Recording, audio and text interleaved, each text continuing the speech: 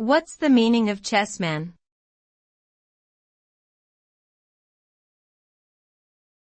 Chessman.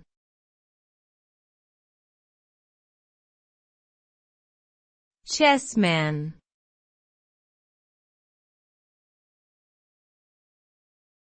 Chessman.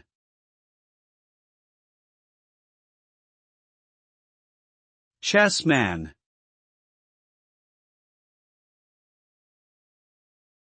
The term chessman refers to a playing piece used in the game of chess. Each player typically starts with 16 chessmen, with each piece having its own unique method of movement and capture. The ultimate goal of the game is to checkmate the opponent's king by placing it under attack in a way that it cannot escape capture. Chess is a game of strategy and tactics that has been played for centuries worldwide and remains popular today. The precise origin of chess is uncertain, but it is believed to have originated in northern India or Afghanistan around the 6th century CE.